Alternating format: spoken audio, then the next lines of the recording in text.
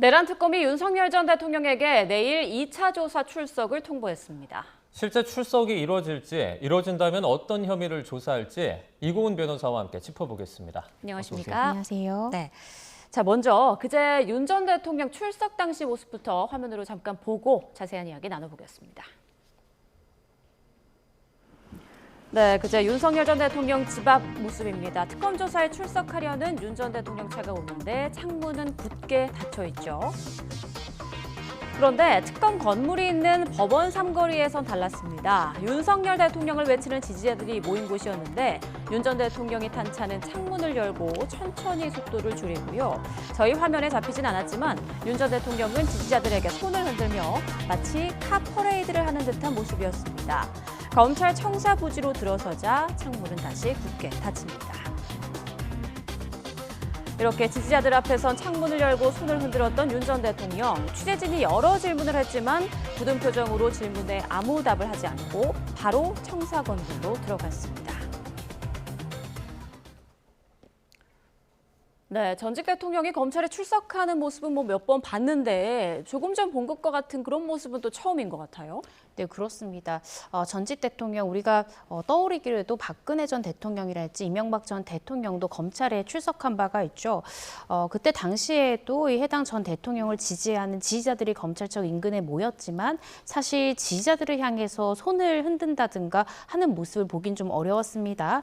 그리고 기자들의 질문에도 일단은 이런 상황 때문에 심려를 끼친 부분에 대해서 국민들에게 송구하다라는 이 짧은 소감을 밝히기도 했었는데 윤 전 대통령은 자신을 지지하는 지지자들에게는 창문을 내리고 손을 흔들면서 화답하는 모습을 보인 반면 이 기자들이 있는 이 검찰청을 통과하는 그 현관에서는 빠른 걸음으로 질문에 답하지 않은 채 들어갔죠. 그래서 자신들의 지지자들에게는 내가 건재함을 이제 보여주는 그런 행보라고 보여지고 현관에서는 아무래도 검찰 조사를 앞둔 상황이기 때문에 말수를 줄이고 일단 검찰 조사에 집중하는 그런 모습을 보인 것이 아닌가 싶습니다.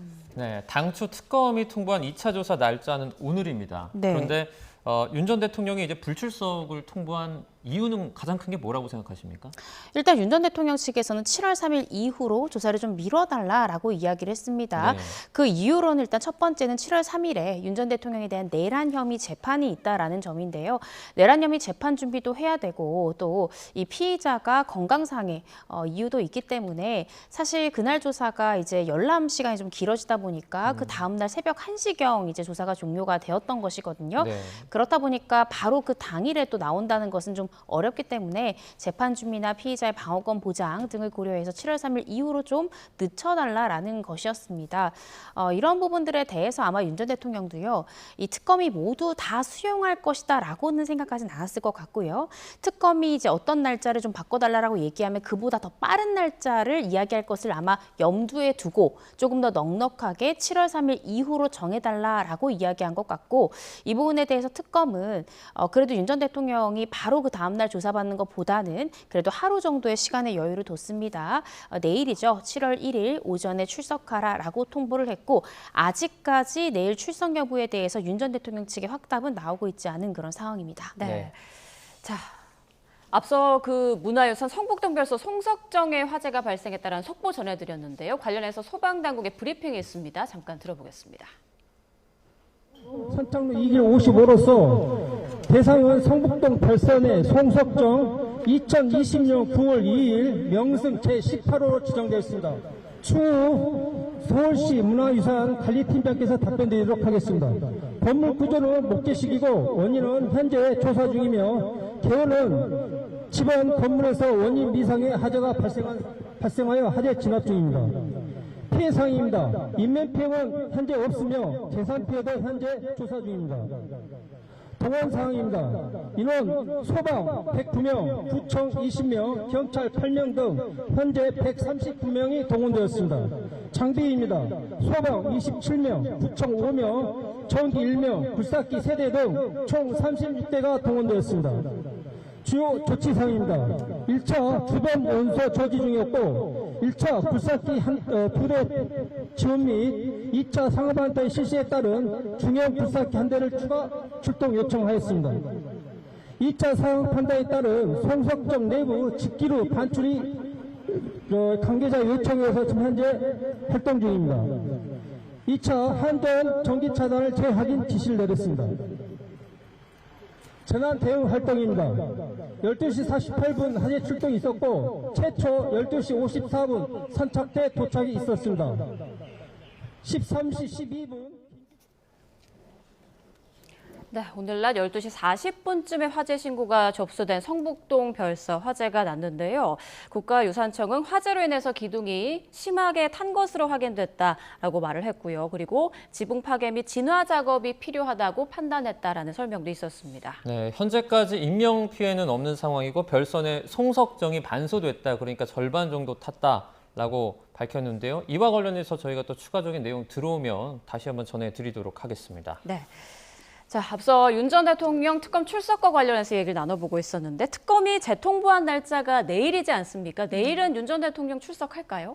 저는 출석할 가능성이 대단히 높다라고 생각이 듭니다. 내일 만약에 불출석하게 되면요. 결국 잃게 되는 건 윤 전 대통령 측입니다. 특검에서는 아마 내일 불출석할 경우에는 정당한 출석 불응이 아니다라고 보고 체포영장 재청구할 가능성이 굉장히 높고요. 이번에는 영장이 발부될 가능성이 개인적으로 추측해보지만 높다라고 보여집니다. 물론 통상 이제 조사 날짜를 조율을 할 때는 피의자나 피의자의 변호사와 협의하는 것은 통상적입니다. 그렇지만 협의가 안 될 경우에는 최종적으로 결정할 수 있는 결정권자는 수사기관이지 피의자가 아닙니다. 재판 단계도 마찬가지인데요.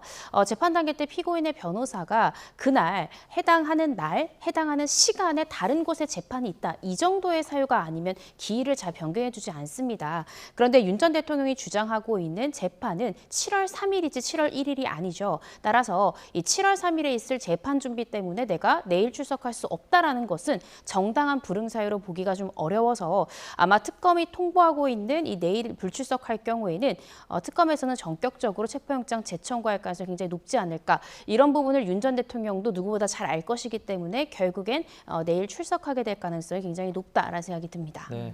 말씀해 주신 것처럼 이제 뭐 날짜와 관련해서 특검보는 협의 대상이 아니다라고 못을 박았는데요. 이런 모습을 보면 뭐 강경하게 어떻게 보면 원칙적으로 수사를 하겠다라는 의지로 좀 보여요.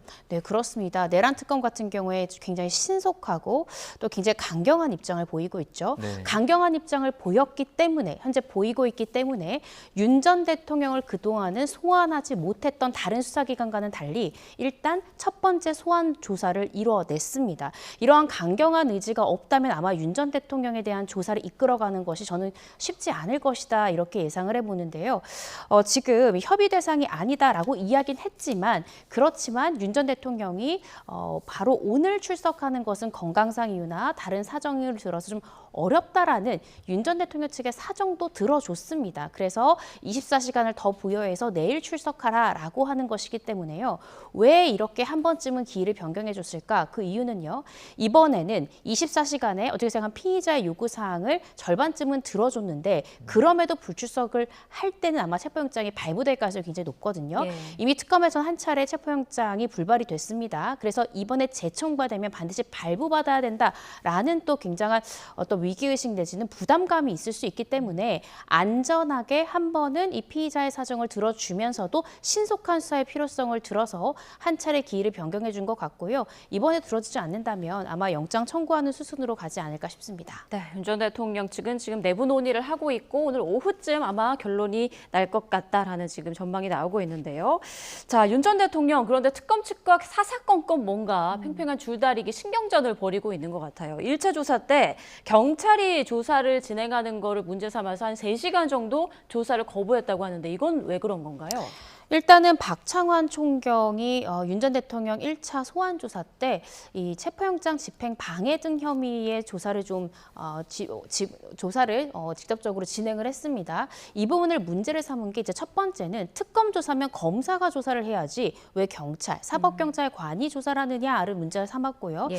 두 번째는 지금 윤 전 대통령 측의 주장은 이겁니다. 이 체포영장 자체가 불법하고 이 불법한 영장 집행 또한 불법한 이 공무집행이기 때문에 이렇게 불법적인 공무집행을 했던 경찰들을 고발을 한 바 있는데요. 내가 고발한 대상 중에 이 박창환 총경도 있다는 것이죠. 내가 고발을 한 상대방이 나를 조사를 한다면 그것이 과연 공정한 수사를 할 수 있겠는가? 그래서 나는 고발인의 입장에서 피고발자로부터 조사를 받고 싶지 않다라는 취지로 조사자를 검사로 변경하지 않으면 조사에 불응하겠다라는 취지였죠.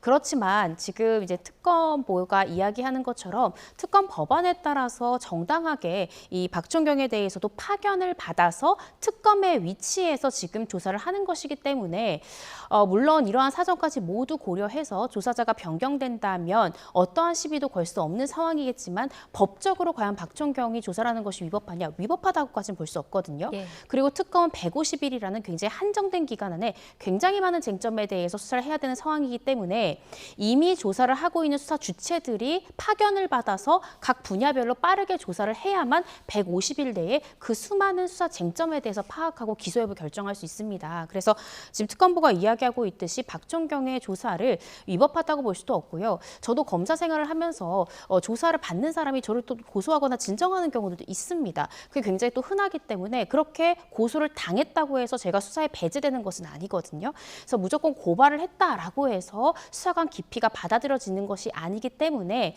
결국 박종경이 계속해서 조사를 이어간다라고 하더라도 위법하다라고 법원에서 보지는 않을 것입니다. 그래서 계속 이 주장을 이어갈지는 좀 지켜봐야 될 것 같습니다. 네, 특검 조사 내용도 좀 살펴보겠습니다. 개헌 국무회의 관련해서 특검이 윤 전 대통령을 직권남용 혐의로 이제 입건했다 이런 관측도 있는데 이와 관련한 부분들도 좀 조사가 진행이 될까요? 네, 그렇습니다. 이 국무회의 전후의 사정에 대해서 지금 특검은 지금 들여다보고 있습니다. 개헌 국무회의 당시에 국무위원들에게 과연 윤 전 대통령이 어떤 불법적인 업무 지시들이 있었는지 자신의 직권을 남용해서 국무위원들의 권한 행사에 있어서 어떤 방해를 초래한 것은 아닌지 들여다보고 있고요. 그것이 아니라고 하면 일부 국무위원 중에 이러한 불법적인 비상계엄 선포를 도왔거나 아니면 최소한도 묵인방조한 사람은 있는 것이 아닌지 이런 여러 가지 부분에 대해서 들여다보고 있고 실질적으로 이제 1차 소환 조사 때도 이 부분에 대한 대략적인 이 조사는 이어진 것 같고요. 그런데 1차 조사 자체가 실제로 조사받은 시간 자체가 5시간밖에 안 됩니다. 네. 쟁점이 굉장히 많았는데 5시간 만에 조사가 끝났다는 것은 이 피의자의 입장만 청취하고 끝났다라는 것이거든요. 이 검사가 조사를 할 때는 열린 방식으로 수사를 시작해서 좁혀가는 방식으로 조사를 합니다. 열린 방식 수사라는 것은 일단은 해당 쟁점별로 피의자 입장을 일단 청취를 합니다. 그 다음에는 피의자의 진술 내용과 배치되는 참고인의 진술이라든지 물증을 제시하면서 압박하고 추궁하는 형태로 좁혀가는 식의 수사를 하는데요. 아마 첫 번째 소환 때는 각 쟁점에 대한 이 피의자 윤 전 대통령 측의 입장을 확인하는 정도로 아마 마무리가 됐을 것 같고 이제 내일 우리가 예상해 볼 수 있는 2차 조사부터는 윤 전 대통령이 대단히 불리한 진술을 한 진술들을 토대로 해서 추궁으로 좁혀가는 식의 조사가 이루어지지 않을까 싶고 국무회의 관련해서 역시나 이렇게 좁혀가는 식의 조사를 하면서 결과론적으로 직권남용 부분에 대한 추가 입건 여부를 진지하게 고민해보지 않을까 싶습니다. 네. 자, 김건희 여사 특검 소식도 좀 보겠습니다. 모레 현판식을 열고 본격 수사에 들어갈 예정인데 병원에서 이제 퇴원을 했잖아요. 김 여사 소환은 좀 언제쯤 이루어질까요? 빠르면 이번 주 후반부도 가능할 것이고요. 예. 늦어도 다음 주 중에는 이루어져야 된다라는 생각이 듭니다. 윤 전 대통령과 김건희 여사는 지금 조사 속도나 이런 걸 봤을 때 김 여사에 대해서는 굉장히 서두를 필요가 있습니다. 윤 전 대통령은 이미 상당 부분 재판을 받고 있는 상황이지만 김건희 여사는 아직까지 단 한 번도 소환 조사를 받질 않았어요. 그렇지만 받고 있는 혐의가 훨씬 더 많습니다. 그리고 김 여사에 대한 이 수사 혐의들은 이미 대부분 물증들이나 다른 공범들에 대한 조사는 대부분 이루어진 상황이기 때문에 김건희 여사만 조사를 하고 나서는 지금 상당 부분의 혐의에 대해서 바로 기소 여부를 결정할 수 있는 그런 상황이라 보여지거든요. 그래서 김건희 여사 특검 측에서는 빠르게 소환 조사를 아마 요청을 하고 진행을 하지 않을까 생각이 들고 또 쪼개기식 수사를 할 가능성 우리가 생각해 생각해봐야 됩니다. 김용현 전 장관 같은 경우에 한 번에 모든 제명에 대해서 구속영장을 치는 바람에 결과적으로 6개월 후에 풀어줘야 되는 그런 상황에 처했잖아요. 김건희 여사 같은 경우에 받고 있는 혐의가 굉장히 많기 때문에 일단 특검에서는 먼저 구속영장을 청구할 수 있는 물증이 대부분 확보된 것으로 먼저 구속 기소를 하고 나머지 부분을 구속 상태에서 효율적으로 추가 기소하는 방식의 아마 그런 전략을 구사할 가능성도 있기 때문에요. 아마 소환 조사는 좀 조만간 이루어지지 않을까 싶습니다. 근데 뭐 앞서 여러 번 출석 통보에도 수차례 응하지 않지 않았습니까? 네. 이번에는 좀 어떻게 뭐 소환에 응할까요? 이번에는 응해야만 합니다. 그래서 아마 김 여사도 이 부분에 대해서 알기 때문에 변호인단을 확충하고 있다라는 보도가 나오고 있는데요. 이번에 불응할 경우에 아마 바로 체포영장 청구 수순에 나아갈 것 같고 이미 김건희 여사에 대해서는 서울중앙지검 소환 통보에 대해서 3차례 이상 불응했다라는 보도도 나오기 때문에 이번에 아마 짧은 시한을 두고 소환 통보를 하고 불응할 경우에 바로 체포영장 청구하는 수순에 나아갈 수 있기 때문에 이번만큼은 김건희 여사도 적극적으로 출석해서 자신의 입장 진술하지 않을까 싶습니다. 네. 마지막으로 법관 대표 회의 내용도 좀 짧게 보겠습니다. 오늘 열려서 5개 안건 모두 부결이 됐는데 열린 배경과 부결된 원인도 좀 짚어주시죠.